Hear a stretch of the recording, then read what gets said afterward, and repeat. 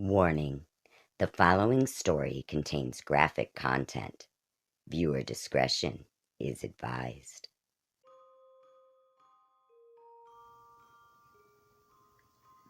On November 18th, 1933, 15-year-old Maddie Turley and her father Ernest were trying to shoot a skunk on their property when Maddie shot Ernest twice in the back.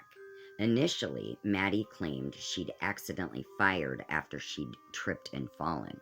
However, after her father died of his wounds, Maddie changed her story. While playing with the Ouija board with her mother, Dorothea, Maddie was ordered by the spirit world to kill Ernest so that Dorothea could marry a man who would quote-unquote make her happier. Dorothea assured Maddie that she would not be arrested for complying with its orders. Dorothea denied it all, but a jury found her guilty. 3 years later, the Supreme Court of Arizona reversed the conviction on the grounds that the trial court had refused to allow evidence that Maddie, who spent her childhood in juvenile detention and never spoke to her mother again, was lying. In 2001, 53-year-old Carol Sue Elviker was playing with a Ouija board with her daughter Tammy and Tammy's 2 daughters when the message came through that Tammy's husband Brian was evil and needed to be killed. Elviker got up and stabbed Brian in his sleep and then turned the knife on one of her granddaughters. As Brian bled to death, Elviker, Tammy, and the 2 granddaughters piled into a car, which Elviker proceeded to run off the road.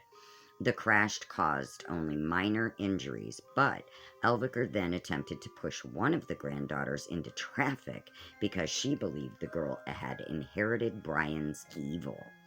Elviker was ultimately ruled insane and was committed to a psychiatric hospital.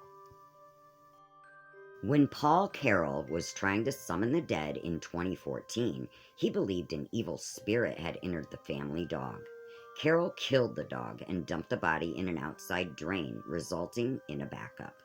When workers were brought in to address the issue, they discovered the dog's body, and an investigation led back to Carroll, who pleaded guilty. A week later, the Ouija board apparently told Carroll's wife and stepdaughter that they were going to die, concluding that it was preordained. They attempted suicide by setting their house on fire. Both survived, but they were later arrested and convicted on arson charges.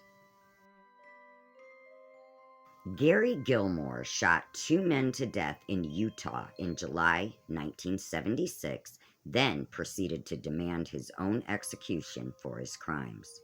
It was later revealed by Gilmore's younger brother Mikhail in his book Shot in the Heart that their mother, Bessie, believed she had conjured a demon spirit through a Ouija board when she was just a child.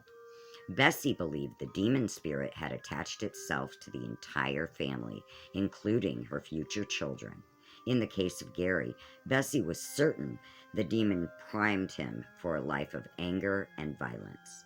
Gilmore was executed in 1977, and Mikhail's research for the book was conducted only afterward, so it can't be confirmed whether Gary himself believed the Ouija board had sealed his fate.